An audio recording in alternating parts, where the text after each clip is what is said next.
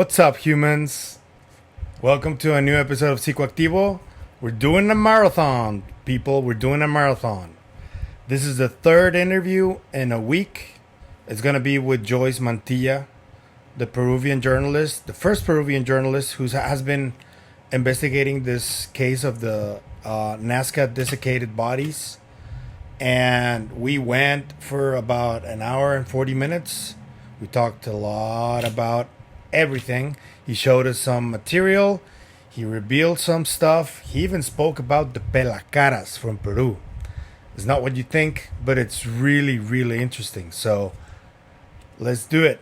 Oh, and remember, if you like what you see, please like, comment, subscribe, share the content if you want. If you want to clip it, clip the hell out of it and make it go viral. I think this conversation was very important.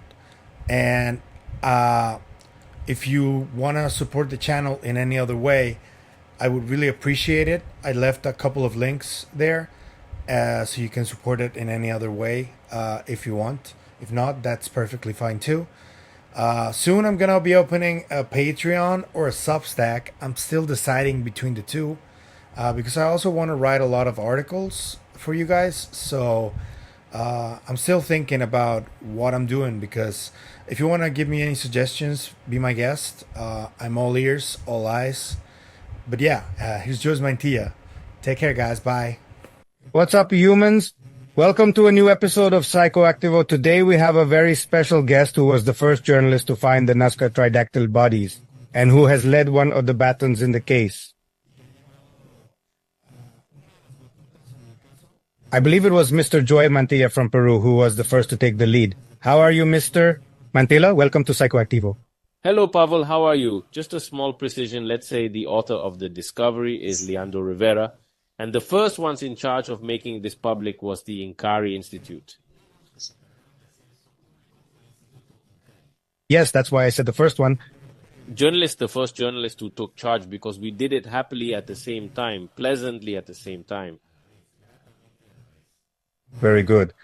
For Tercer Milenio by Jaime Maussan to participate, because all those who arrived at that time were foreigners and no Peruvian journalists came, so they wanted someone to put their eyes on. Let's rectify the first Peruvian journalist.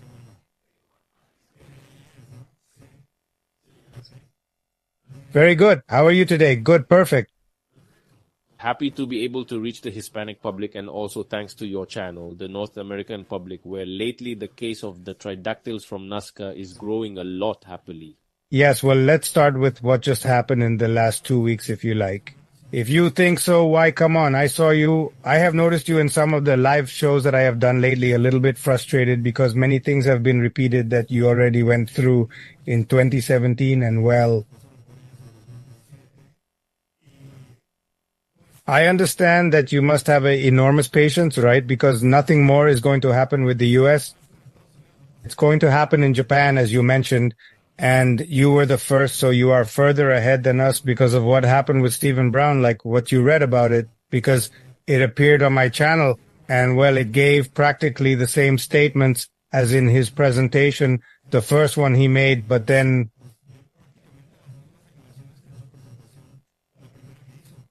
it was with Matt Ford on the Good Trouble show, and he kind of took a turn that you probably already saw coming. But what is your reading? Look, if it's part of their learning process, I can't intervene in that. In other words, I am responsible for the information I give them, but not for the interpretation they make and the use they make of that information.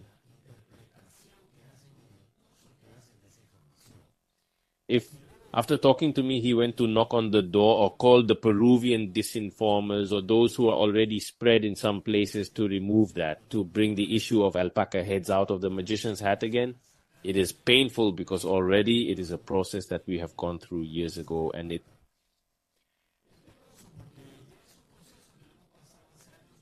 is how to try to explain again the class that we have already advanced for 7 years, explain it to those who arrived recently and late, right?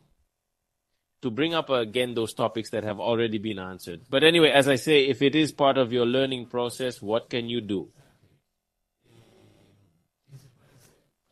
everyone has their own pace in a classroom. Not everyone learns at the same time. You have to let some go through other procedures, other steps. What I didn't like is that he says that he has an investigation team, but that he keeps it hidden.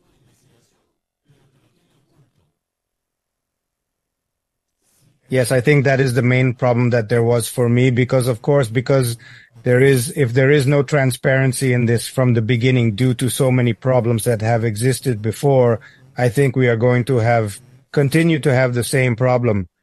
Of course, and if they are scientists and say that they are still in process, then they should keep their information to themselves until they have it complete.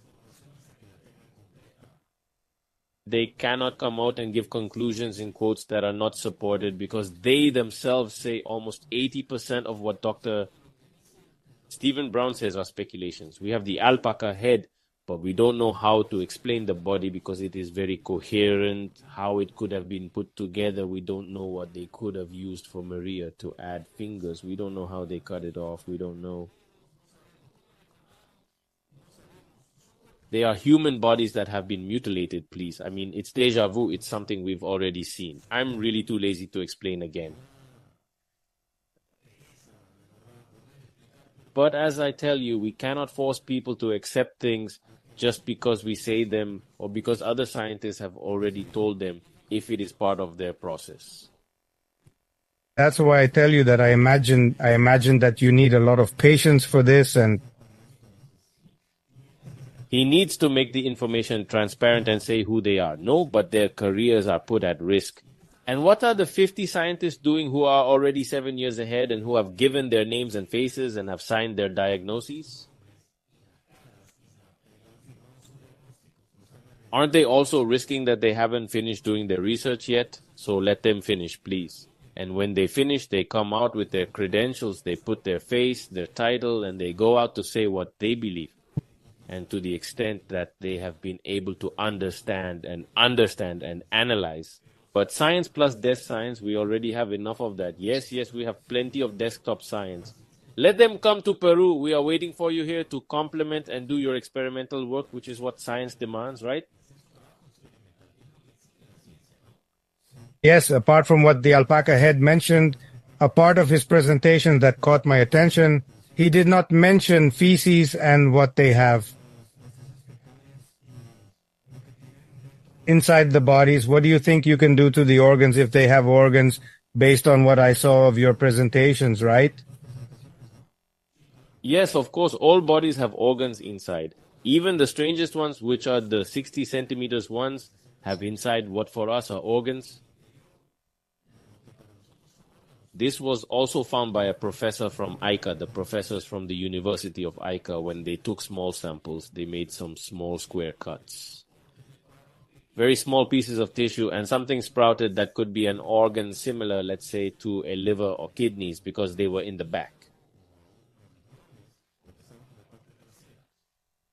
We do not know exactly what the organization is like because being such small bodies, desiccation has caused most of the internal content, muscle, connective tissue, in short, to disappear. But there are still remains of brain in the skull. It's stuck, it's adhered to the inside of the skull.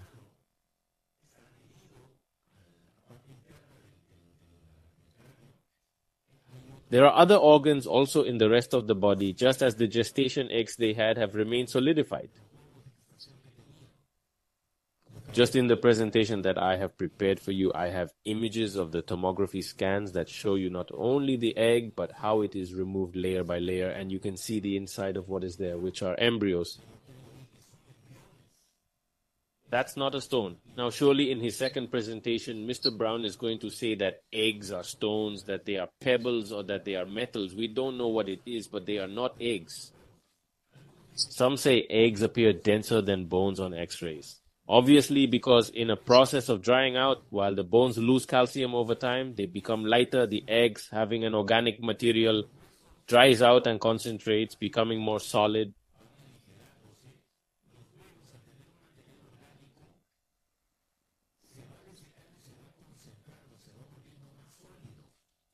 That is why the eggs look more solid than the bones, because the bones lose calcium and the egg solidifies, loses the moist part, and only the densest part remains.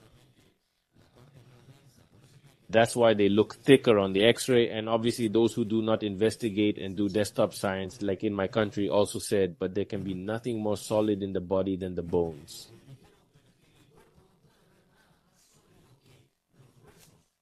Of course, because you are talking about a living being, on the other hand, being a body that has desiccated, the eggs appear more solid than the bones, because I already explained it, the solidification and the gradual loss of calcium. So to Dr. Stephen Brown, whom I still respect, I have only asked him internally that I am not taking this the wrong way. I'm not going to join the attacks.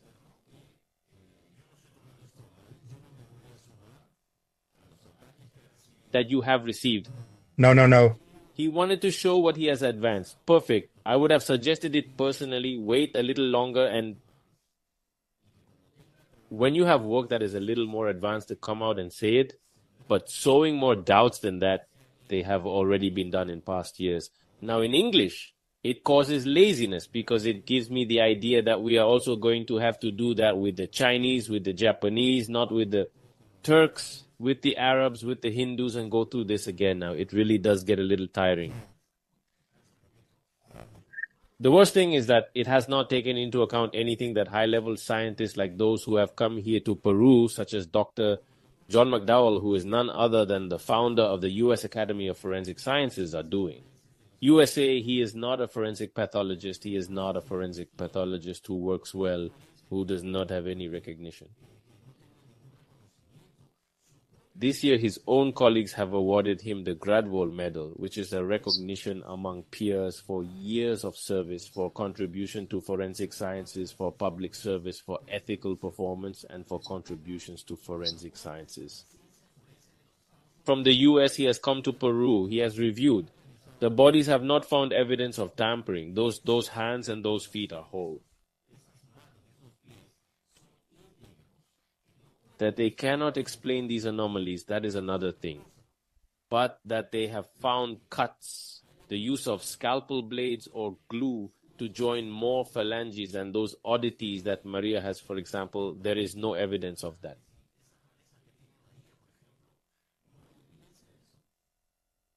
Can I share you on the screen? Yes, go ahead. The people I can't share because you have to give me permission. Let's see, there it goes. Ready? I think you can do it now. There is so much information circulating, it is impossible that it has not been possible to compile this information. Well, I presented it, so I prepared it so that we can see it here, what you see here. I'm just going to turn the volume down on this.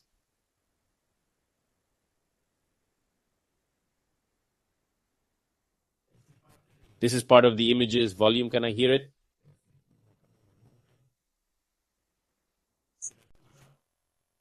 Yes. All good. Do you listen to me? Listen to me? No, if you listen to me? Yes, but this video has sound, but... No sound is heard. I only listen to you. Wow, perfect, because this has a little sound too that I wanted to see anyway. Come on, let's put it here. Let's just add a little more. If you can hear me correctly, look, this is the work that the professors, the academics of the ICA University have been doing together with the professor, with the forensic experts, the professor, the forensic archaeologist, Dr. Martinez, Dr. Caruso, and John McDowell at the University of Ica. Then they moved to Lima to go to a place in tomorrow, to a tomography center. This is Montserrat's body. And were they able to do the tomography scans? Were you able to get closer? Did they only study Montserrat? They had the opportunity to see directly the hands, the limbs. Obviously, like any scientist at the beginning, I remember their faces and I have them recorded in so that there is no doubt.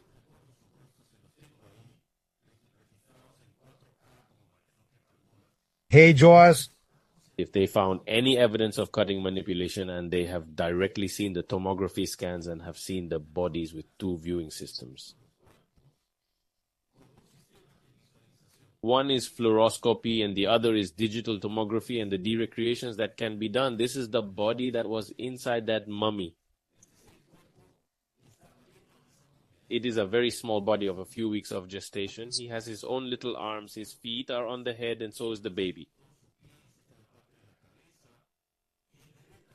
To our surprise and the world's surprise, the baby named Montserrat also has 3-fingered limbs. You can see it there.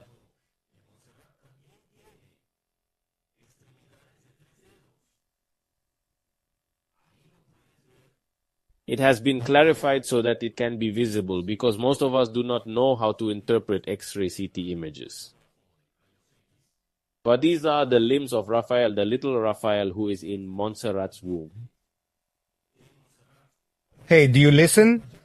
Get to see a little more. This is Jois. Do you hear me, Ribs? Jois, can you hear me? You listen to me? Yes, I listen you. Okay, sorry. I just thought you weren't listening to me. Did I want to ask you a couple of questions to continue with the doctor? McDowell was able to see the 3 of them, to Montserrat, Santiago, and Sebastian. Yes, he did studies on all 3 of them. At 3. Okay, and I wanted to ask you, did they do studies? Have they done DNA studies yet? No, not yet. Look, Santiago's fingerprints are straight. It does not coincide with the oblique and concentric patterns that humans have.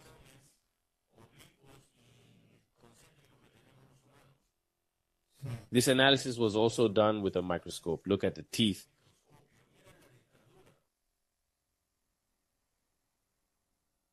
From Santiago. Hey, what stage are we at then with the genetic sequencing and DNA studies? Could you explain a little about that to us, please?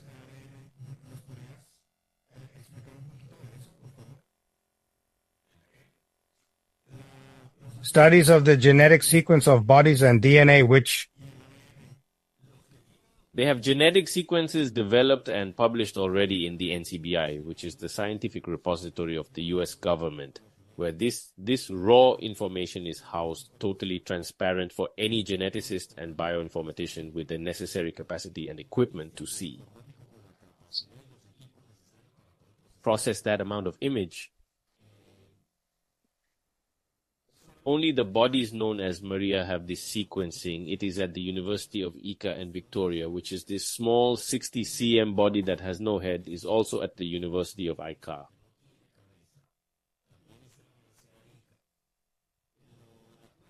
There are 2 Victoria samples identified as Ancient, Ancient 2, and Ancient 4. And the one identified as Ancient 3 is Mary.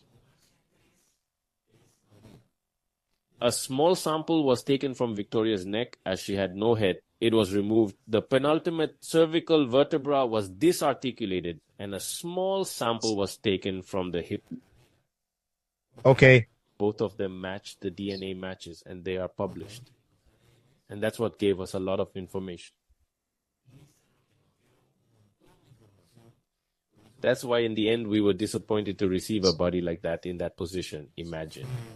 But since we don't have a head, we obviously complained to Mario. Hey, why did he give us that? It's broken. And in the end, it was an opportunity because being headless allowed us to extract a vertebra from the inside that had not been exposed to contamination. Hey, I wanted to ask you something else about the samples, because it seems that it is something that many people also ask themselves, and we would like to know directly from someone like you who has been to ICA. If other scientific groups want to approach ICA to request samples to study them, is there a process that makes the university scientists feel comfortable, through which people who want to do so can go through?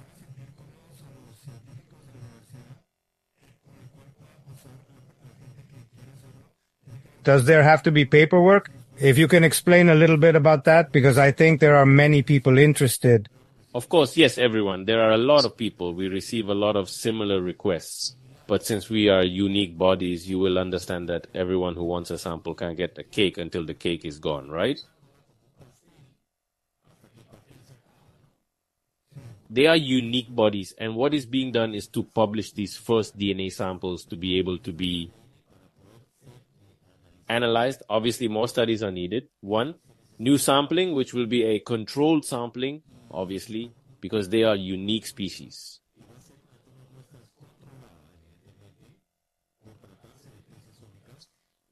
But what's the trick here, Pavel? That the government of Peru, by not recognizing the validity and authenticity of those bodies, does not recognize their originality, their authenticity, whatever you want to call it.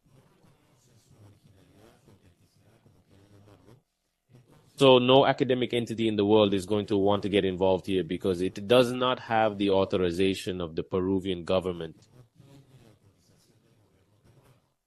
Does that already create a problem for you? Because not having authorization, obviously in your headquarters, in your home, in your homes, in your academic centers, they are going to tell you, hey, how are you going to take samples that are not authorized? Around the country. How can it be resolved? How can that be resolved? That is what we are trying to do with the lawsuit that has been filed with the Peruvian government. At what level is the demand, if you can tell us? Look, that's not a strategy part. Obviously, you can't say how it's going, but it's on the right track. That's the only thing I can tell you. That's good to know. Excellent. For people in the English-speaking public who haven't suddenly had access to this information, there were 2 meetings. In other words, the lawsuit begins with a conciliation stage. Before getting stuck into a complicated trial, there is a conciliation stage where the parties sit down and try to reach an agreement before starting a trial or a longer process. Jaime Maussan presented through his lawyer, Dr. Rafael Rocal. He filed the lawsuit, invited conciliation, and there was a conciliator, obviously, who tried to bring them together. The plaintiff and the lawyer showed up, and no one showed up on behalf of the government. First missed opportunity. For the second, they asked for a deadline, an extension of 25 more days of the deadline so that they could document themselves, supposedly prepare well. But the second opportunity came, the plaintiff showed up, and the defendant's government did not show up. Second missed opportunity. As an act of goodwill, Jaime Maussan gives them a third chance. The conciliator summons the government, including the Minister of Culture, and the attorney goes, the attorney of the presidency of the Council of Ministers goes. A lot of officials go, but the Minister of Culture does not go.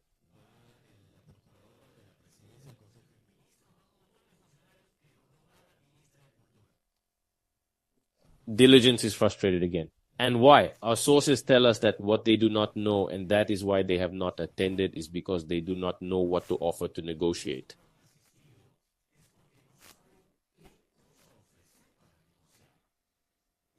They are on the ropes. Anything that is just the fact that they admit to negotiating is an admission of having done wrong.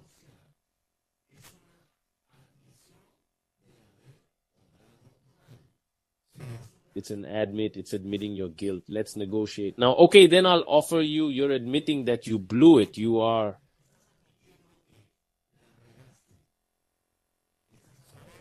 No, hey, Joyce, do you know if there's anyone else, some other entity or some other government that you've heard of that could be involved in this? At what level are you intervening with? With the Ministry of Culture, because doesn't seem like it to me. There have been too many disinformation campaigns, many from here in the US as well. And the truth is that it seems like something too big for the government of Peru to do it alone. With all due respect, because they are a small country. That is, resources are limited in that sense, and they are a bit conspiratorial. But the truth is that I wouldn't be surprised at all. Okay, so I want to know what you think about that, if you can share a little with us.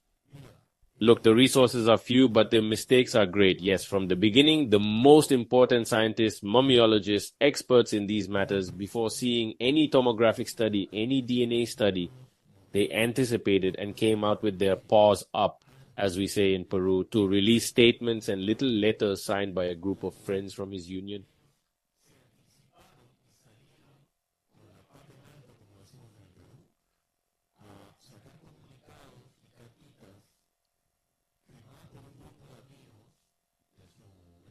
saying that everything is false, that those bodies are mutilated, that they are human bodies, that their fingers have been removed, and to say that everything was a farce.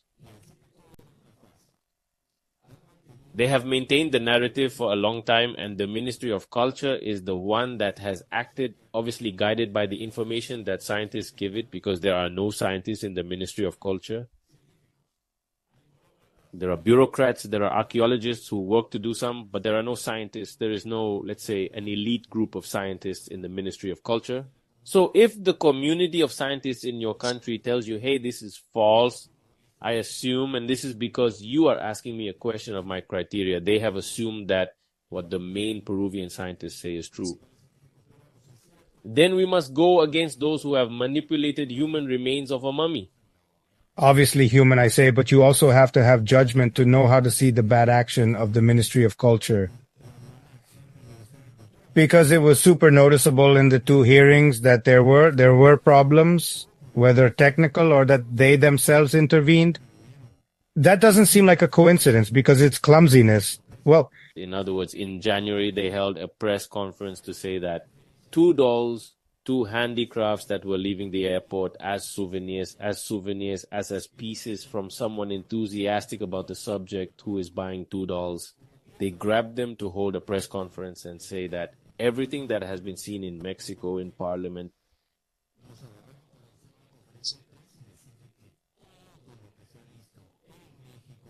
in the studies that we are showing, everything is the same. What is at the University of Ica, studied by 11 scientists and professors who have signed the report, is all false. And that everything is a falsehood, that it is a lie.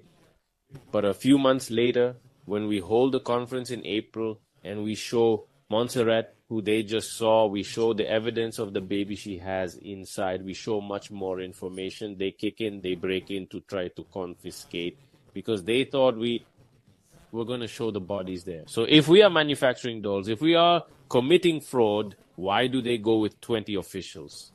National Police, Municipal Police, Ministry of Culture, Prosecutor's Office to try to confiscate something?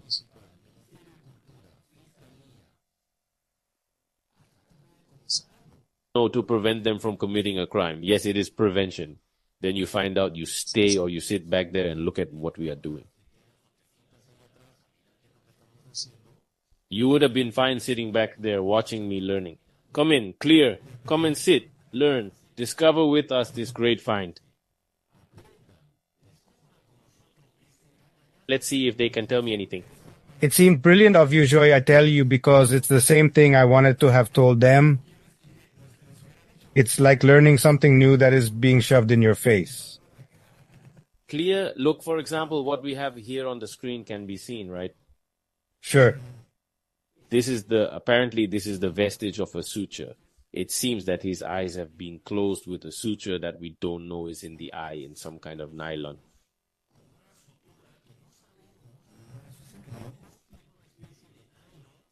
This is in the eye. Is that in the eye? Yes, this is in Sebastian's eye. We are not sure if this is a suture or evidence of technology that is a suture of a nylon-like fiber like they use, or some fiber like the one that doctors, surgeons currently use to make the stitches,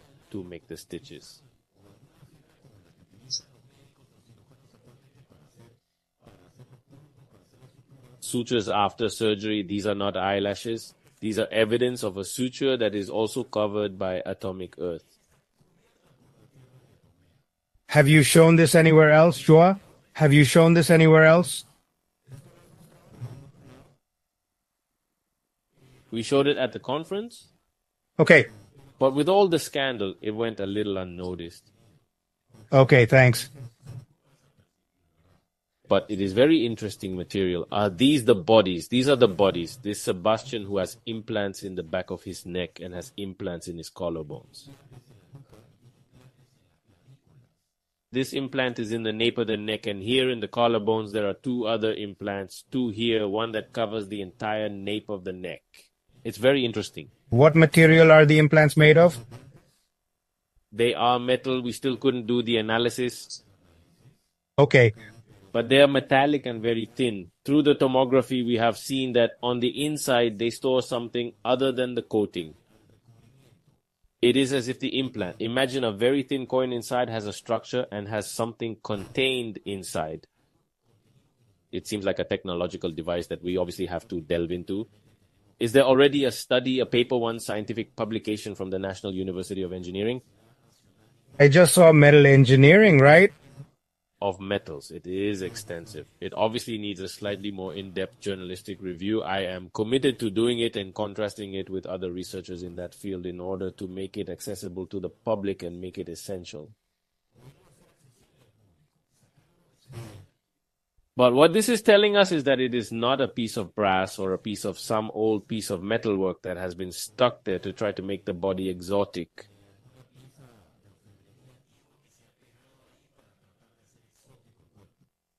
As some of the ignorant volunteer researchers said, I call them ignorant volunteers because they have the information there and they do not want to consume it. They do not want to investigate it. They do not want to process it. They do not feel like it. They are lazy. They are laziness, or simply cover their eyes because it is not convenient for them. This is a transparent way of seeing Sebastian's limbs, if I'm not mistaken.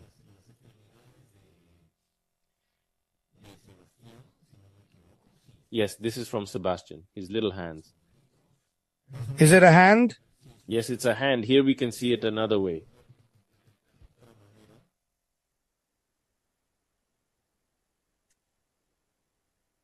There is the radius, the ulna, and we can also see their extremities there. There is no alteration, no ends have been cut off.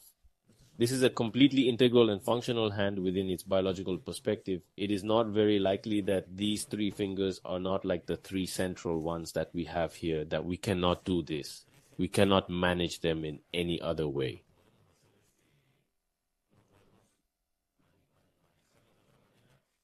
They probably have a similar function to these three fingers that we have here, which we can. Make a clamp here, right? Yes, no, it's probably something similar. Then we have the evidence to be studied as well. It's a hand from Sebastian from another angle.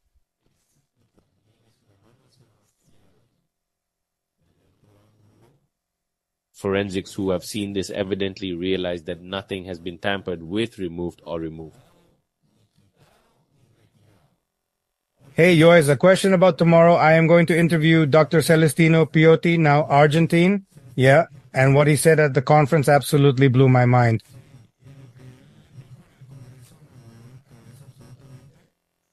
I contacted Ross Coulthard about this, and Ross got upset with me. Because? He told me that it was very irresponsible to be talking about these things without any type of evidence. And I told him, but what kind of proof do you want? He is a super eminent anthropologist there, Argentina, who does this for a living. Who else do you want your evidence from, or what? But that seems strange to me, no? I know why, let's say, the opinion is that way, and why doesn't Dr. Stephen Brown criticize then?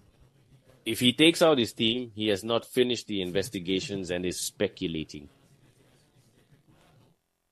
Yes, he has been very quiet lately, so I don't know why. What things will close? But here you can see, look, Sebastian's implant and what is in the collarbones as well.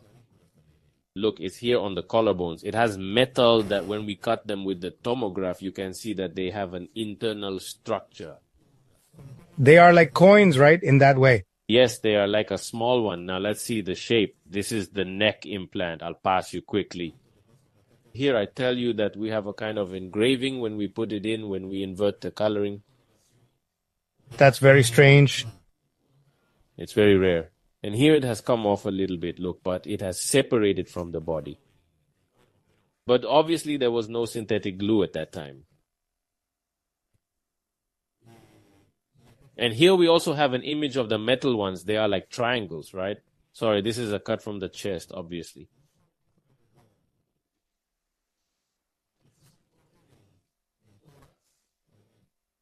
And here we have the implant simply isolated. Now just the implant.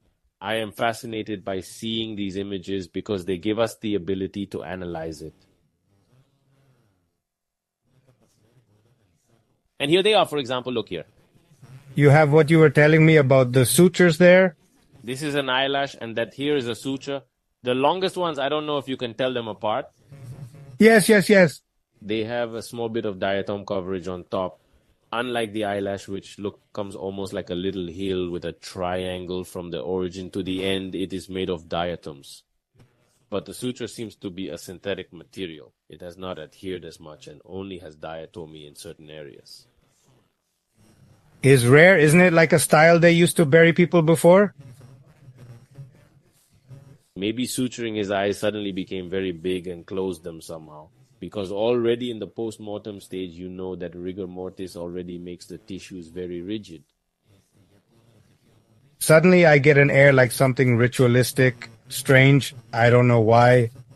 But look at the shape of this head. It looks like an inverted drop. And also look at the chin. It looks like that of a small ape. And the nostrils are flattened close to the face, very wide. Look, from here to here are the nostrils. This is very rare. And no matter how Oriental or Asian you are, no one has their eyes at 145 degrees of angle. So it is very strange. Hey, they're straight like that. This is Santiago Sebastian. Is he the one who is the smallest? No, Santiago is the smallest. Sebastian is a pre-adolescent, let's say, in Santiago's terms, now measures. They told me that Santiago is the strangest of the bodies because he is the strangest.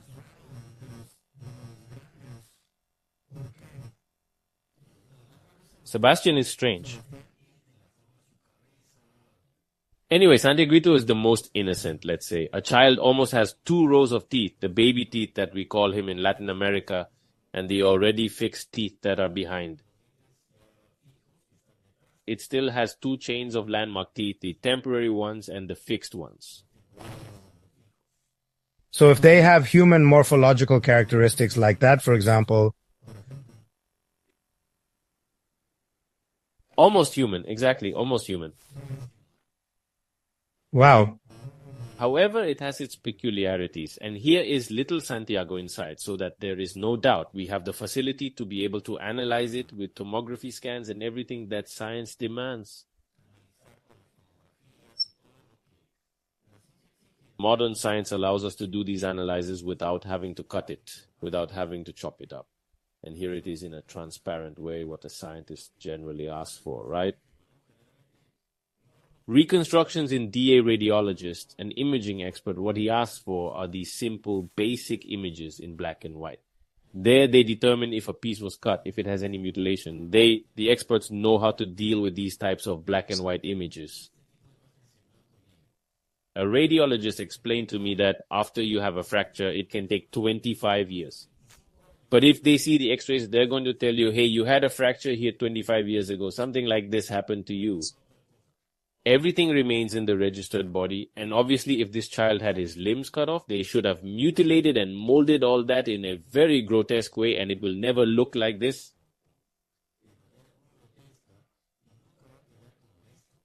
Furthermore, the separation between the fingers in humans is only 1 mm.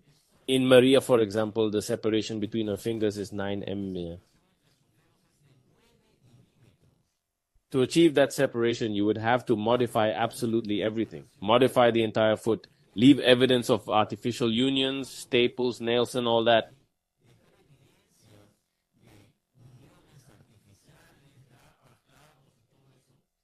And apart from the skin that has continuity, you don't see cuts, you don't see sutures, you don't see any of that. But as I tell you, we have a group of ignorant scientists who don't feel like investigating. They settle for little. I think that little by little is going to change because we are also very stubborn. Little by little, little by little. In another interview, I always said some phrase that I heard somewhere that the eye does not recognize. That is that the eye does not recognize what the brain doesn't know.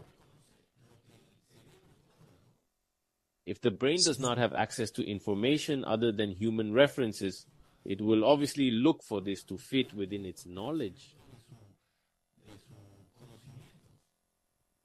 Hey, a question, this one, just to make it clear for the audience. You say that due to the lawsuit, the new DNA tests cannot be done.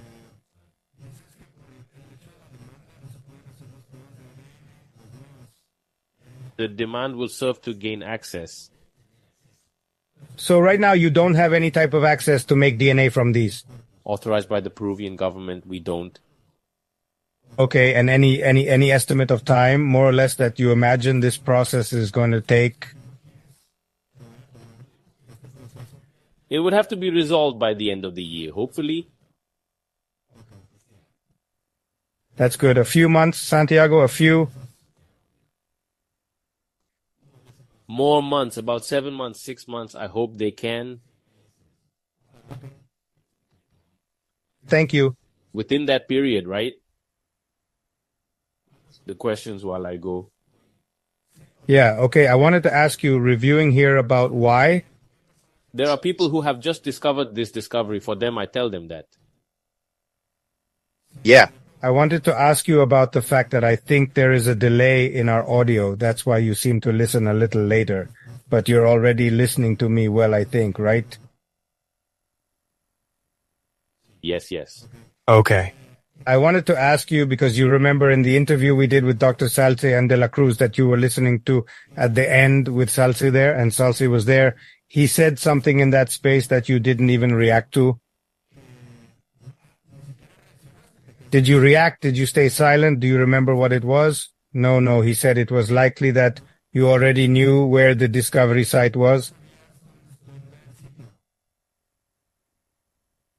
Oh, no, I don't know it yet. He has shown me a place, a cave, which was the same one that was shown to you at the prosecution, and that the archaeologist from the Ministry of Culture said, no, that can't be. It can't be this place because there are no associated things, no. There are structures, there aren't any, right? Evidence of a necropolis or something, there's nothing around, so we don't think this is the place. And look, I'm sure that Leandro is saving the place, the original place, until the last. Because imagine that the location of the real discovery is known or leaked.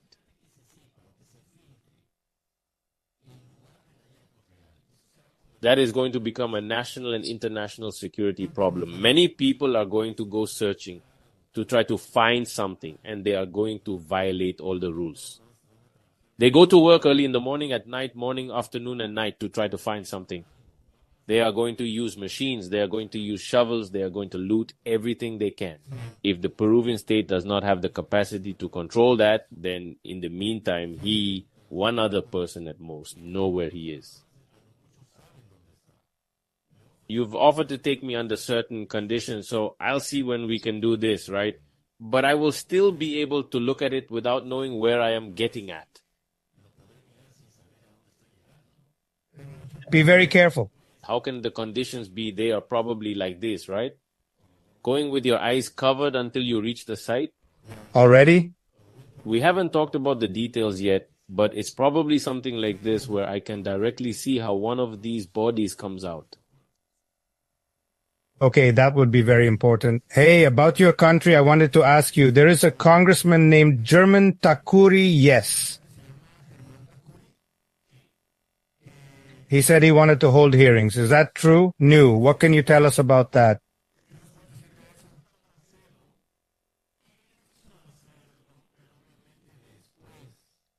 He wanted to, but after what the Ministry of Culture did presenting the dolls to discredit the case, obviously everyone began to look at the two congressmen who had gone to Mexico because supposedly they went to see a farce, they went to see dolls, they went to waste time. So he himself, faced with the bullying that was done to him on television, on the radio, in the newspapers, and the majority of my colleagues, unfortunately, are very uninformed about this case, and others do not even have the interest in giving a space to talk about it. Issue. That is, they only listen to one voice, the official voice of the government. That government that they criticize, that they destroy, that they stir it up every time they can. This case does help. In this case, the government does serve you. In this case, the official voice is the one in charge. What the ministry says is sacred. I do not question. It is a dogma of faith. I don't question anything. I don't ask anything. I don't give a voice to the other party. No, journalism is a farce. The journalism they are practicing in the case of the Nazca Mummies is a farce in my country and many important agencies in the world, including the Reuters agency. Unfortunately, Reuters has said, I think appropriately,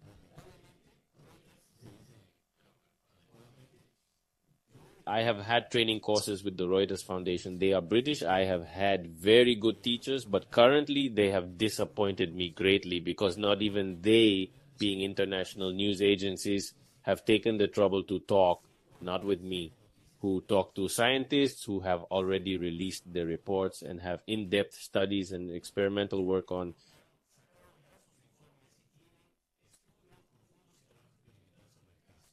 the case. Journalism is not only going to the press conference and repeating like a parakeet what the government told you.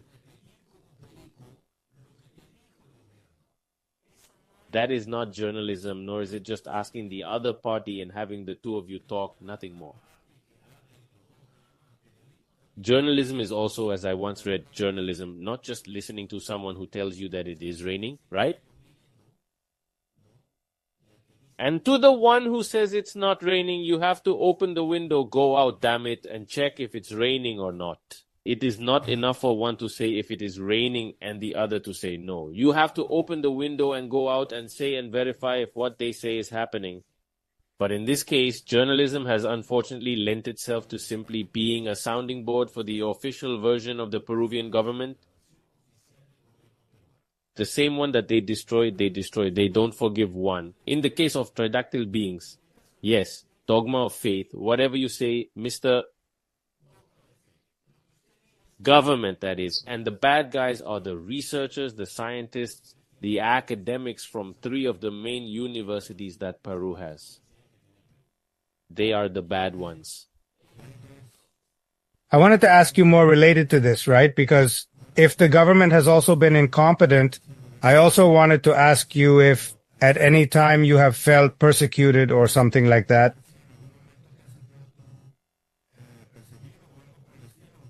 Because it's dangerous just asking, are you okay?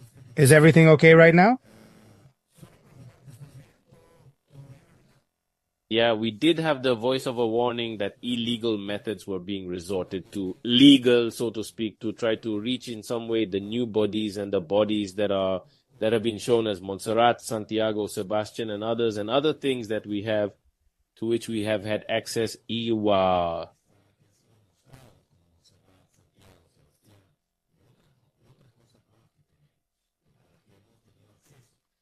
And since in Peru, the person who is presenting this together with Jaime Maussan is me, obviously the one who was in the spotlight was me, the one who stood up. Well, I was just at that moment making my presentation, and those from the Ministry of Culture, the prosecutor's office, the police, and I put them in front of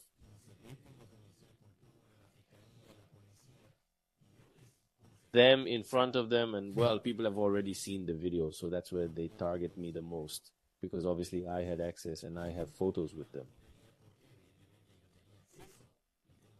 Bodies and I have been part of the investigation. The investigation is in Peru. It is being done in different places, but the bodies are in Peru. So it made some sense that the information they gave us more or less matched something that could be true, right?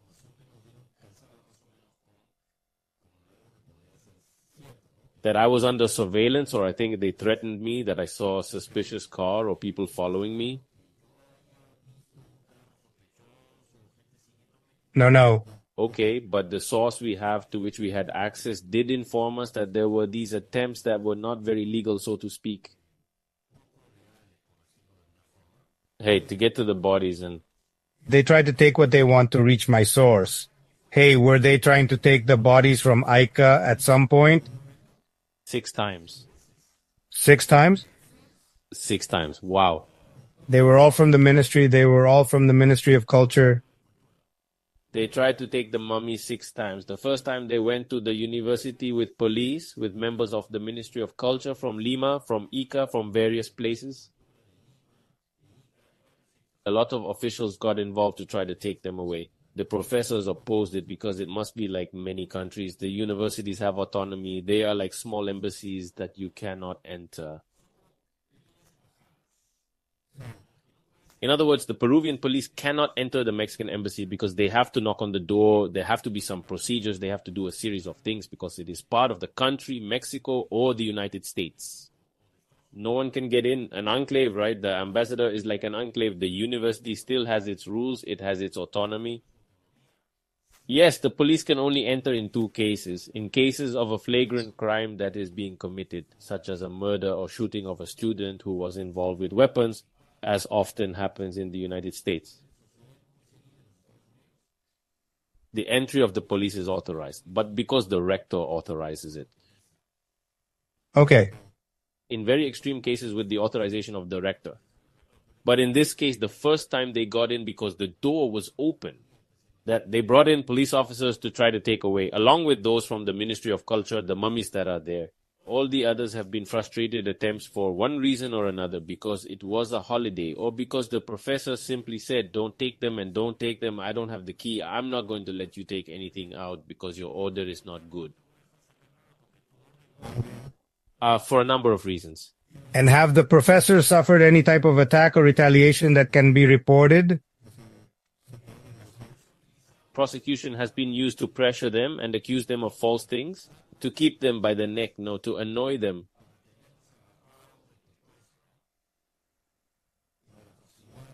They have opened a process that they have not yet closed. An absurd process, because in Tijuana, I don't know if you remember, 2 years ago, a museum exhibition was held called the Nazca Mummies, something like that. Yes, Mr. Akirika organized it. I just had him on the show. He organized this with other businessmen. With some people, they had a very interesting capacity. Many people went to see that exhibition.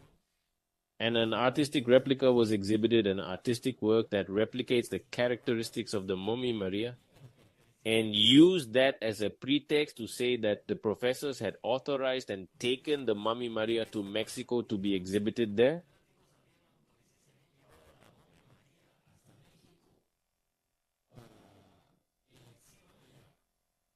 And with that pretext, they accused them of removing heritage property and for participating in the huaco or not, of the crime of removing cultural property from the country. An absurdity when it is enough to see the photos, the social networks where the creation process is even shown, from the molds, the resins, how the pieces are modeled and all that, with advice from the tomography scans and the forensic doctor, the doctor. Jose Salce, who helped the artist achieve the similarity he has achieved with Maria.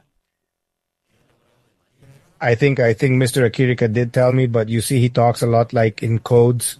So I didn't understand that part very well because he told me something very metaphorical and I said he's telling me that, right? It's good that you clarified for me. So he made a sculpture. It is that the same one who was through a photographer who took the photos, and that is how the sculpture was made, through the photos. With the tomography scans and all the visual material we have. Look, this is the inside of the egg. It is the inner part of the egg. You are removing layers. This is the work of the Institute Inkari. It is on their website called the Allen Project. And look, you are removing the layers of one of the little eggs of the 60 centimeters being that you have known as Josefina, and you see here inside, here is this clearly looks like the head. And this rest of the body, we have another very revealing image.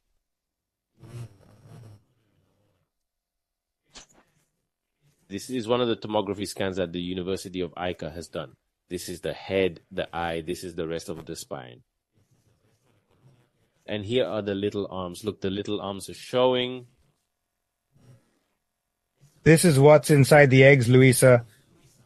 Yes, this organic material was found inside the eggs. That's not a stone, obviously. This is the tomography that is in the possession of the University of Ica. And the material from this egg was extracted. A small sample was taken with surgical material. It was analyzed in the laboratories of the National University of Engineering, and it tested positive for organic material typical of an egg.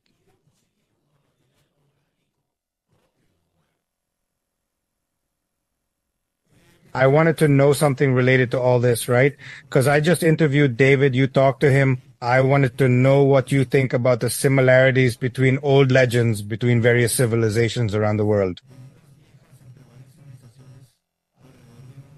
Because it seems to be like a very similar story with even the same cast and everything. I am quite passionate about all of this. So I wanted to ask you what you think about all that. If you think it is related to these, at what level? Everything is connected, and everything is connected. What we are doing as journalists is notifying the world that we have coexisted with other species. And we have the physical evidence. That is why this case is so difficult, Pavel, because it is the greatest discovery in the history of humanity. The recognition and delivery of physical, palpable, measurable information that we have lived with other species, that humans are not the only ones, that there have been other civilizations, other species that not only have one characteristic, which is tridactyly, how good. Once assuming that these are beings that truly lived in that form, with three-fingered limbs. The origin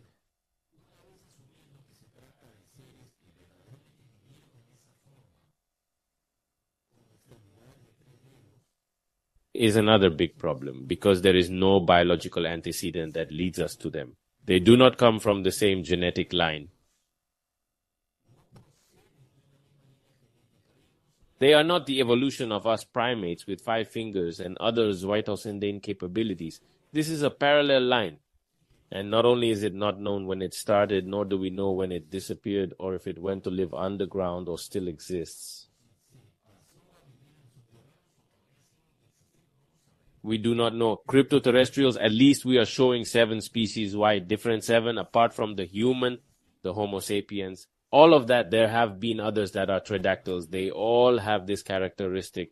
We already have different ages, different sizes, different species, different DNA. What more do they want? They don't feel like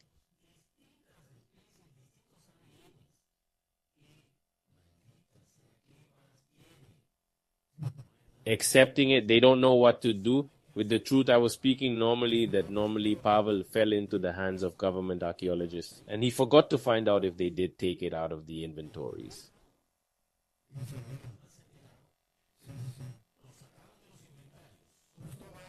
My next question is because I want to know this. Do you think that obviously you don't think that the Nazca thing is an isolated case? There shouldn't be other evidence in other parts of the world, or do you think it's an isolated case? There should be more because there are tridactyl beings everywhere. There are tridactyl beings in different parts of the world with the same heads, with those big eyes, with 3 fingers. There are many places. It is not a local phenomenon.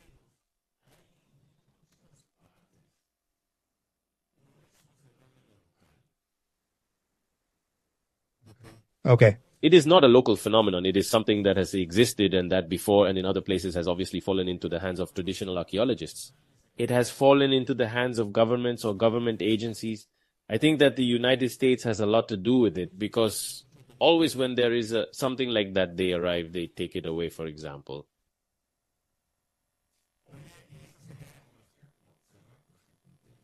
I wanted to ask you something else about Inkari. They have bodies verified as real. They're at the Institute or nothing else in AKA. They are legally verified and everything.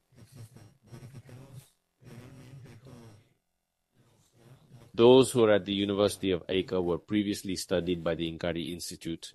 What the Inkari Institute analyzed was delivered to the University of Ica for them to have.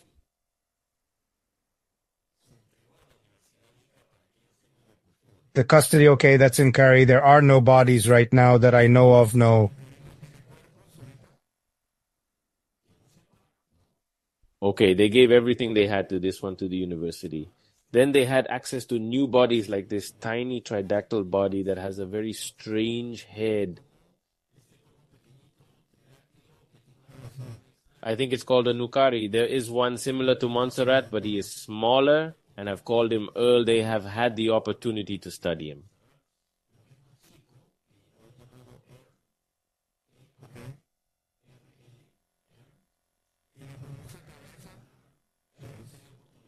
It's like in the famous head that... Head of which he speaks. I have not seen him physically. Okay. At some point, some time ago, Leandro showed us some photos of what he had found, but had not yet made available for research. And I remember seeing a very big head, almost like a very strange ball. Imagine a pumpkin head, the ones used on Halloween, but very big.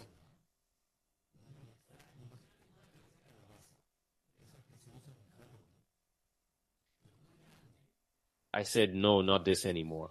But what happens is that all the things, all Mario's findings, when we saw them, broke our heads, broke our eyes. We said, no, not this. This cannot be true. We passed it to the CT scanner and it closed our mouths. As we vulgarly and colloquially say, it closed our mouths. Didn't that happen to you when we saw Montserrat? And what do you have here? No, let's see it. The tomograph passed. Here it is. And there it is. Sorry. And there it is. It has approximately 12 implants in the body.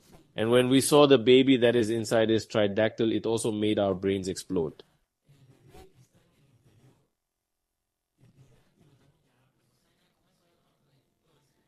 If everything we saw was strange and everything we have been analyzing is positive, they are real. But that head would already be the summit, let's say, of the strange, right? What can that big head do like that? One thing is that I also ask you, because I asked Akirika, Mr. Akirika, and he told me that if there was a hand of 60 centimeters or 40 centimeters, how could there not be a head of 60 centimeters? That's what he told me, he said. But we are in the world of speculation. Yes. I mean, it draws attention, doesn't it? Anyway, hey, I wanted to ask you a couple more questions before we go.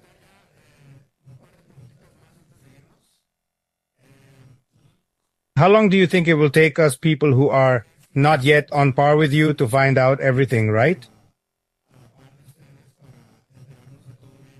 How long do you think it will take for us to be at that level? I hope just a couple of years, right? Okay. In a much faster way. Yes, right now it is good, but I'm talking about the broader public. I'm not talking about you or the researchers who do get into this, right? In just a few months, in a few more weeks, a few more months, you will be much more immersed in the subject. This here on the left was part of the first presentation of the Ministry of Culture, some little dolls that a Huacuero gave them there. They wanted to make the public think. Apart from the fact that they measure 15-25 centimeters, they wanted to make the public believe that this thing on the left is the same as the mummy Josefina, for example. And you just look at the physical part, that is, they don't have a head. It has absolutely nothing to do with it. And look, here you have the exact comparison. This is the doll that I put as a ritual piece. Look at the size, it's almost to scale. And look at the comparison with the one above. This has practically no feet. Let's see the details so that the public can see and compare the dolls from the Ministry of Culture and the real mummies. These photos were taken by the Inkari Institute. Look at this simulation of feet from the ritual piece. They make some little stripes just there to make it look like a tridactyl, but it's not. And this is the leg. No, this is another leg. And here there is supposed to be a foot, but it is not a foot. This is a real mummy. It's the detail of the hand. Look here. This is just an ending, just like this one. It doesn't have an extremity that could not be a hip.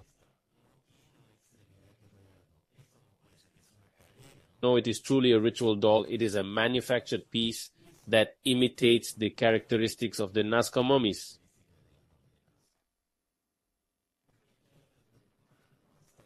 Even Dr. Jose Salz was able to notice. And Jose and Dr. De La Cruz Rios found the tendons that come from the elbow to here. Hey, Jois, I wanted to ask you about this. Yes, I wanted to ask you about this because it caught my attention what type of samples Professor Brown's team had in their possession. That catches my attention because he sounded very convinced in his presentation, and I don't know what you deserve. What opinion you deserve about that?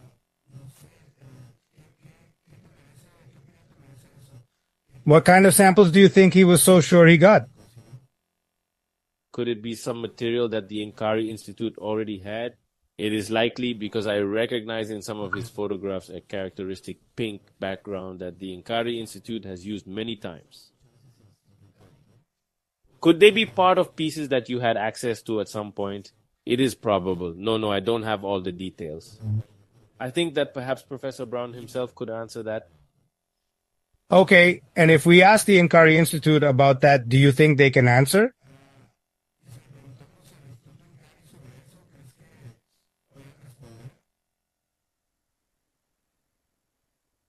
I believe that if there is no question that cannot be asked there, if they answer, it is something else. Okay, I wanted to ask you the last question. This is a little more for me, my personal taste, because when all these hearings were happening in Mexico, strange things were also happening at the same time in Peru in the most rural communities.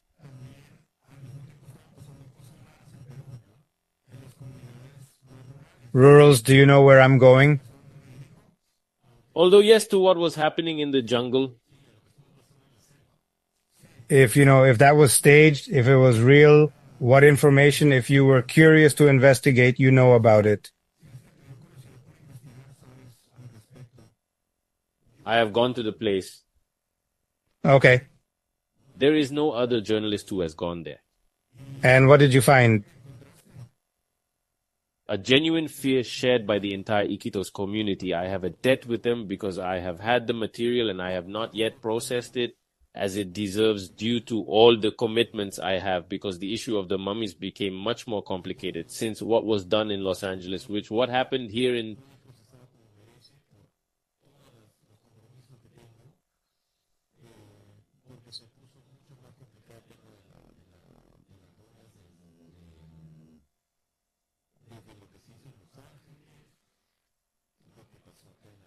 April. All that stuff has been growing, and so have the demands. But I have that material to present with the respect and care they deserve.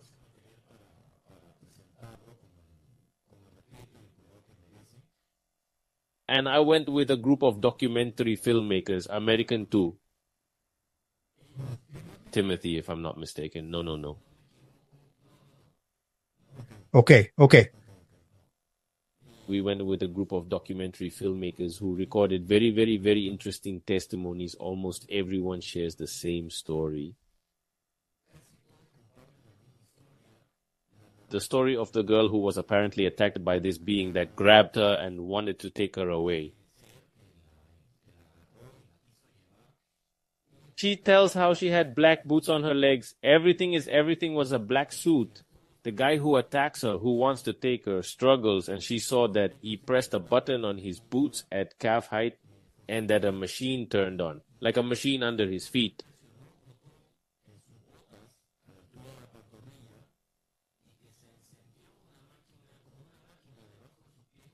A propellant began to come out that lifted him into the air.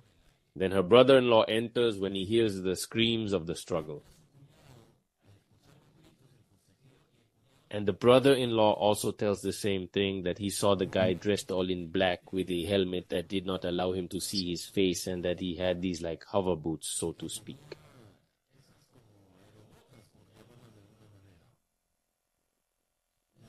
The girl heard that this guy was speaking to her with a foreign accent, apparently English with Spanish mixed.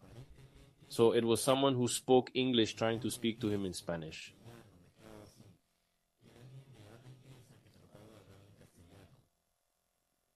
All this was very strange, apart from the lights.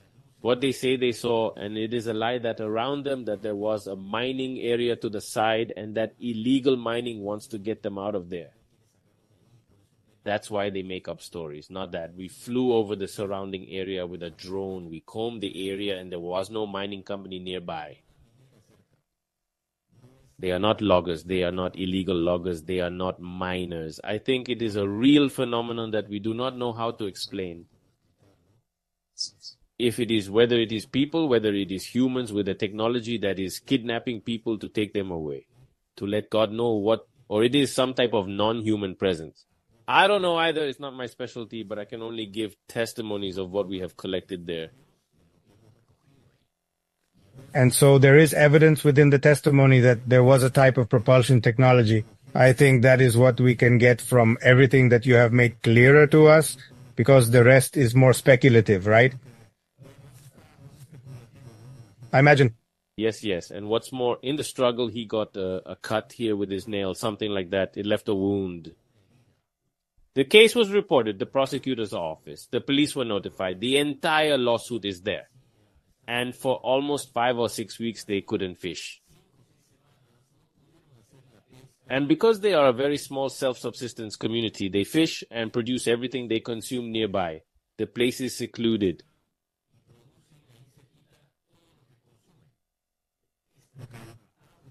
The place is so remote that they have no way to exchange other products with another community nearby. They themselves produce and take from the rivers and everything they are going to consume.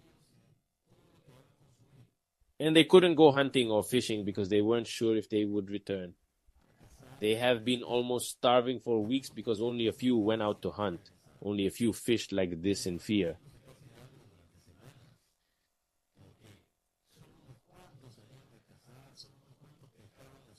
Women could not go out to do their activities. It's a panic. And what we have found with these documentary filmmakers is panic, and the experience of something that they have truly seen and felt is something very, very strange.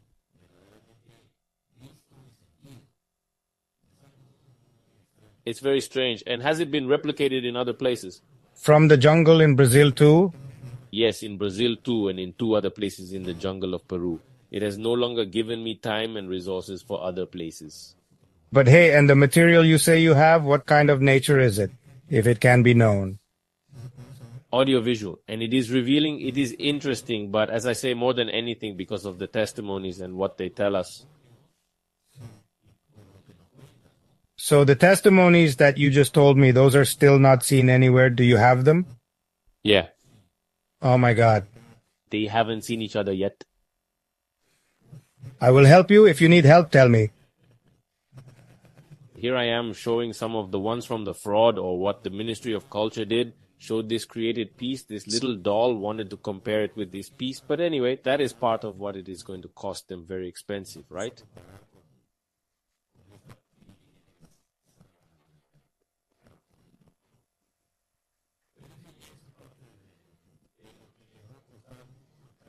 These are all the titles the next day saying no, that everything is false. But they did not give the real researchers the opportunity to give their version. Nothing. There were simply no real researchers. They do not exist. But everything went against you, right? And here is a little about the lawsuit. What happened at the press conference? But I wanted to get to this little part too. I'm interested in your audience seeing this. You said this piece here is part of a ceramic where a being with the same characteristics as Mary is recorded. His 3 fingers, his head stretched back. Okay. Also look, rock art in Arizona in the USA, which is more or minus 13000 years old. Look at what's here. And look what's on the left. Who's that? The one in the middle. The mummy, this mummy is Albert. He is at the University of Inkari. Okay. And this is an art, and this is the rock art that is in Arizona. Look, in Iran, 6,000 years ago. In Arizona, there are 13,000 tridactyl beings, also with triangular heads. This is in Palpas, near the discovery. A tridactyl being too. This is in Huánuco. Here I highlighted it digitally. It is a tridactyl being. And at the top, there is what seems to be a UFO or something similar. And below, there are beings that seem to be witnessing the descent of this being. This was in Huánuco. I took this photo directly in some caves, where Baby Trujillo, who is an explorer, took me. This is from Mexico. These are looms from Peru. This is from Nazca. This is from Pelacaras. This is the north of my Peru. I also believe ancestral tridactyl beings. This is also a Paracas mantle that is in a very well-known hotel in Nasca. Look at the characteristic. Also, some of the archaeologists from my country have said that they are tridactyls because our ancestors drew 3 first.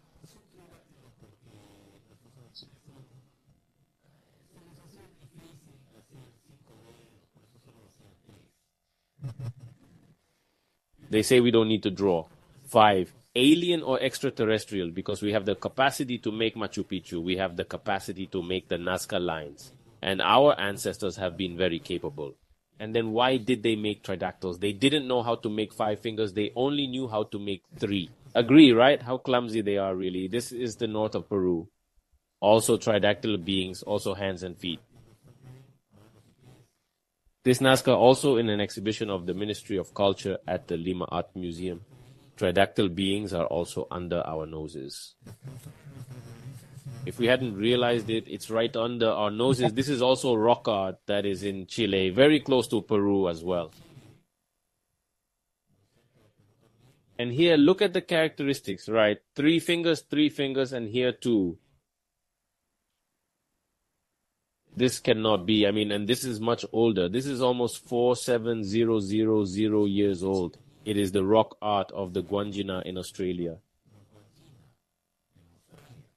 And look at the different faces of the Nazca beings. And look, everywhere we have tridactyl beings everywhere in different parts of the world.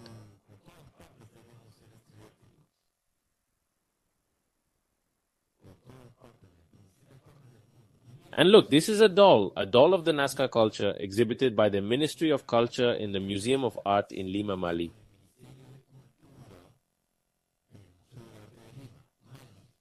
Lima Art Museum. I took this photo at an exhibition. Look at her. Look at the feet. 3 very long toes. And it's not that they cut him off or he didn't have enough fabric. He didn't have enough fabric to make 5. They have made 3 fingers on purpose. These are the ones. And look, the doll's hand also has 3 fingers.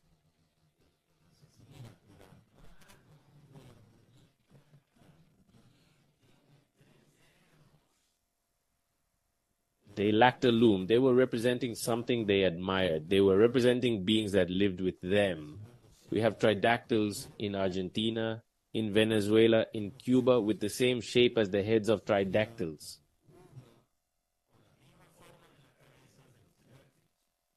Oh, they also made their dolls with alpaca heads for sure.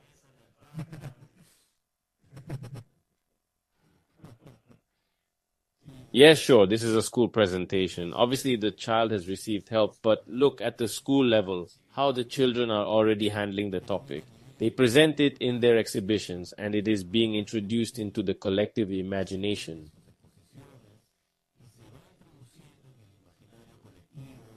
If the community is permeable to this knowledge, community realizes that there is something that explains many things that go beyond the things that have been explained to them in history.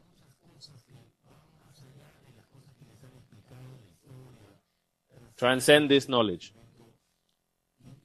And it reaches them because they feel that it connects with part of their ancestors, what they have been told, and what I already believe, that we are all born with a little of this. I believe that even before he explained to us how the world works, we know that there are many things beyond and that we cannot be the only one.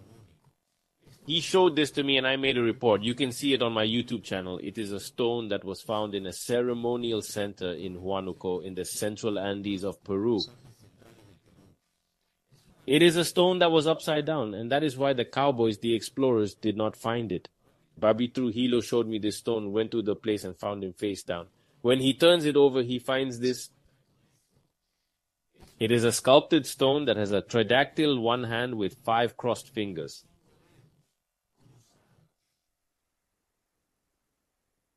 These filaments here could be easy to explain to you again.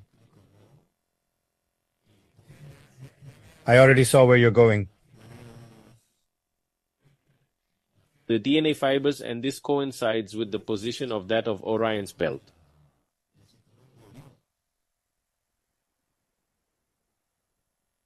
Orion's belt. Interesting. There is that crossing. Let's see. Don't remove it. I'm going to take a picture of it, a photo right now. Clear. That's on my YouTube channel. Very good. This is for the cover or something of one of my videos. It's great. I have the report. You can use it. It is available on YouTube. Use it whatever you want. I was going to tell you then what we are going for is that what you think, and that is probably already evident. Tomorrow I am going to talk to Dr. Piotti. He told me that we have many things to talk about. I don't know what he was referring to. I think probably to this, I know that he is about to release his book with what he studied about bodies. So where is all this going, I believe? And this is what has already been talked about even on Twitter. In the Twitter groups that I have been in, there is a lot of talk about hybrids and that in some way we could be descendants of them. If not that, we are. That's where the shots go, right? I guess so. Yes, Maria, definitely because of the information we have, and that continues to go deeper. According to the geneticists who are reviewing this, one is Mexican and the other is Canadian. We have no doubt that Maria is a product of genetic engineering, but we are talking about genetic engineering 1800 years ago with a technique to hybridize 4 species when now with just enough we can hybridize 2 little monkeys and they die shortly after because it is not yet viable for our technology to do a hybridization like that.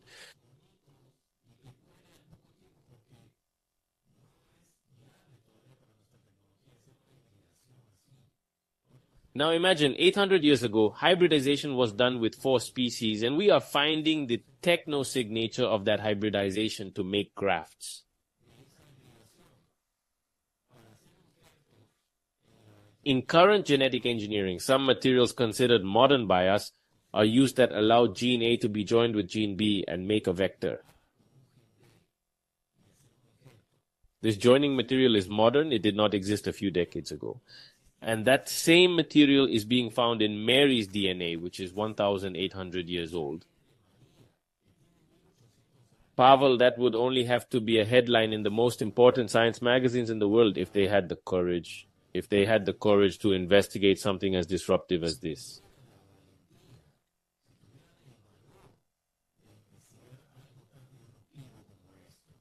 Since it has not fallen into the hands of the North American government, nor the Peruvian government, nor the government of any country, then there is no one to leak this. We are removing it and we are informing it with the cost and risk that this means.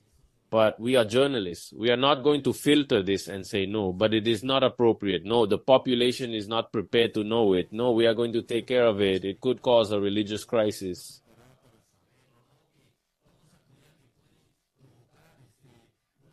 A cultural crisis.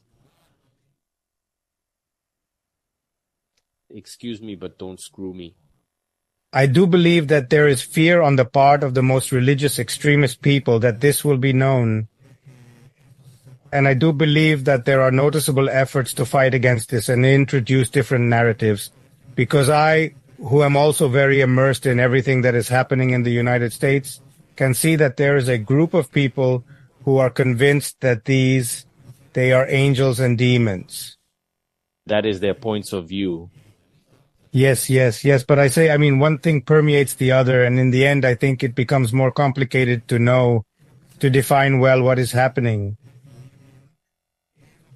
And that's what I think we all want to know, right? Because this is, for me, the clearest evidence that something is happening. But there is also evidence that other different things have also been happening for millennia. And it is all intertwined between religion, philosophy, studies of ancient, super ancient pharmacology. Everything is connected.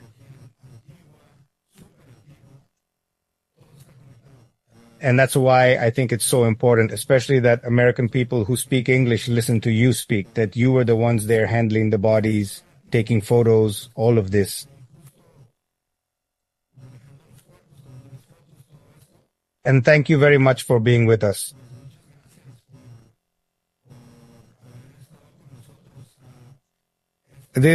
I think hybrids seem like the main topic for this talk, because if you check everything that is already emerging from evidence, the truth, we must be honest, Jois, is too much evidence for it to be an elaborate fraud.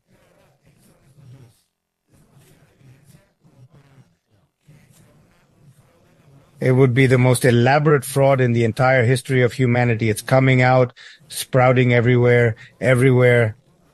It is impossible. The elephantine weight of all this evidence is going to end up twisting the arm of the global scientific community.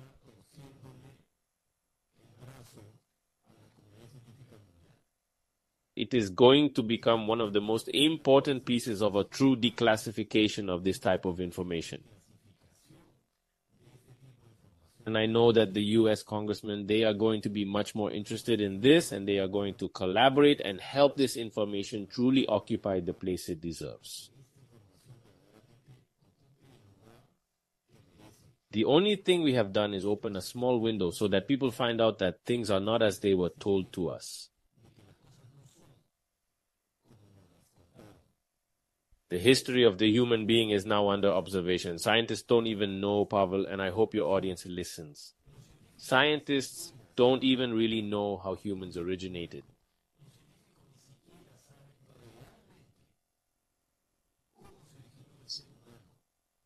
They have created a narrative according to which there was an evolution, that we came from primates, perfect.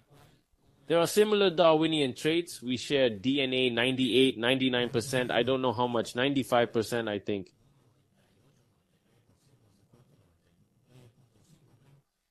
But there is something that made us change from one moment to the next. Speaking in terms of Earth time, it is a lot of years.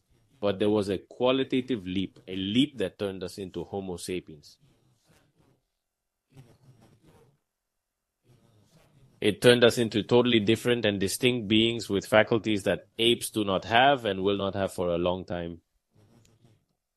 There is talk of the missing link, but what is the missing link? That's what scientists don't know. It's what they don't know how to explain.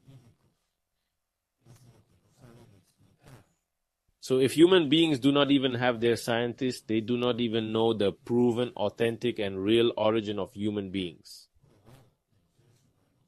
Now imagine explaining other new species that we are showing to the world. How do you explain Mary, created by genetic engineering 1800 years ago? As you explain to Montserrat, which is another different species, which is also tridactyl, but which has fewer phalanges than Maria, which has other characteristics, which has implants that are apparently technological on the skin. How do you explain a baby?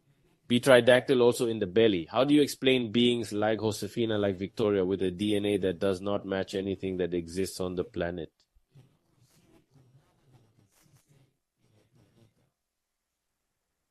We are putting science in check. We are showing physical, palpable, measurable, verifiable evidence of what we are showing.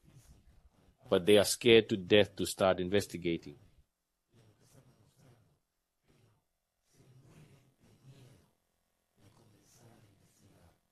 It's several things. Alone, but that is only knowledge for the brave. It's not just fear, Joy. I'm going to explain to you what perspective I have, because I think you hit a key point here. I think it also has a lot to do with the fact that, for example, in the Ministry of Culture, they are already established. They already have their system, how it works, their hierarchies, and the establishments will always resist, especially with changes of paradigm of this type. So the scientific community in general also has its establishments and has its agreements with universities and has its agreements with governments. And that is, it is all amalgamated and difficult to break.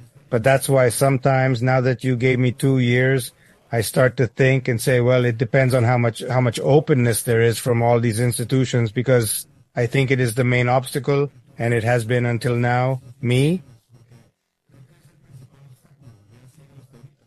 I think, but I summarize it in fear, because even these scientific archaeologists depend on funding. They have careers to take care of. They have a prestige to safeguard.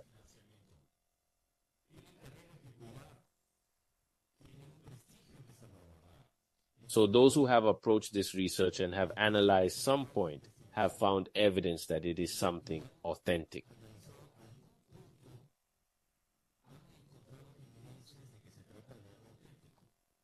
But they are people, as I tell you, with courage, who are people who are mostly independent and who are truly curious, which is something that some seem to have lost, which is a fundamental input, not only for journalism, especially for a scientist.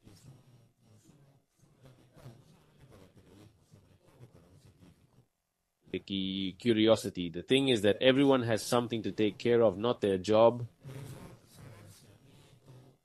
Within the fear of losing it, within the system that I believe should be put in place to allow other scientists to coexist with ICA, I believe that we have to know if these scientists who are going to help investigate the case put any of that at risk.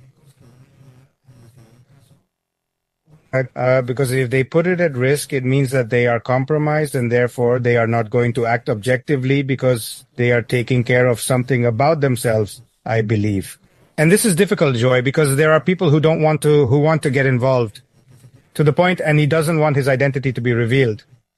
And that seems super unfair to me. First, for the other 50 scientists that you already mentioned, and second, for this other thing that you also mentioned, who put something at risk, and if they are compromised, I think they cannot be in the case. It's that easy. Yes, well, what happens is that for that you need integrity, transparency that you mentioned at the beginning. Integrity, transparency, value, because if you come to study this, obviously your classmates, your colleagues are going to start talking. Hey, but how do you approach it? But it has already been said that it is a lie, that it is false. Like, how do you do that if your prestige? I don't know what.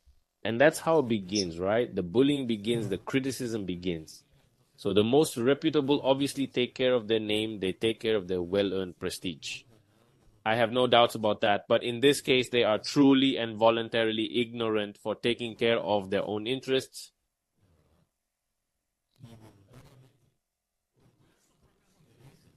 No, let's say I know that there are bills to pay. We have to support the family. We have to take care of our prestige. But then if they are going to stop doing science on something as big and disruptive as this, then they should not get involved in the case. They should not get involved in the case, and they should also refrain from giving their opinion. Well, I don't know that all opinions are respectable. Lie. Informed opinions are respected. Opinions that have support are respected. Anyone can give their opinion on social networks, for example, right? But no, yes, but Twitter is not a good metronome to measure that. Twitter sucks.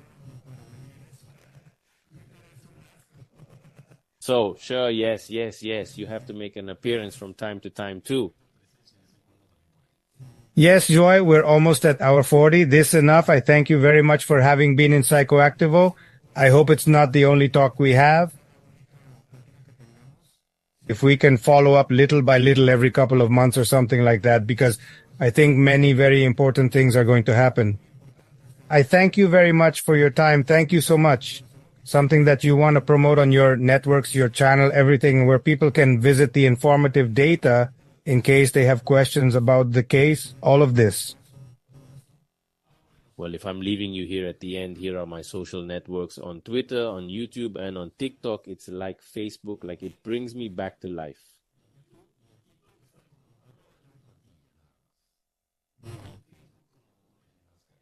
This is where I most often update data, reports, promoting, and then on Twitter, YouTube, TikTok. No, but information as such, more than anything on Twitter and Facebook.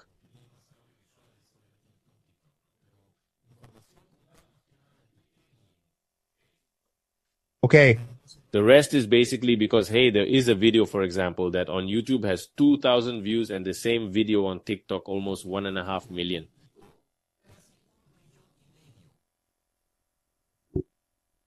Obviously, I had to think about opening a TikTok now too. Basically to reach a young audience. Also because they are more likely to inquire. Even a group of scientists, of young archaeologists from Peru told me that they disagreed with the position that the sacred cows have taken, let's say, so to speak. The totems of archaeology do not necessarily share that point of view because they have gone ahead.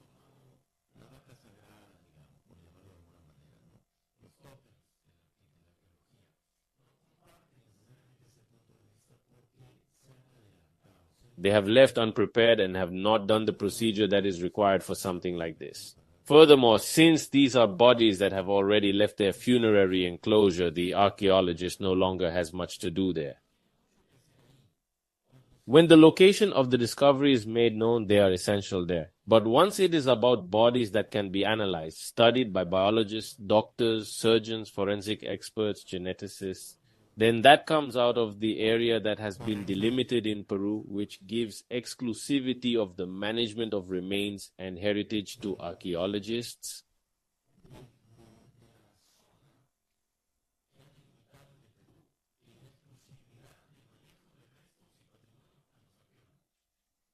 This is not a loom, this is not a huaco, it is not a vessel, it is not a piece of metal.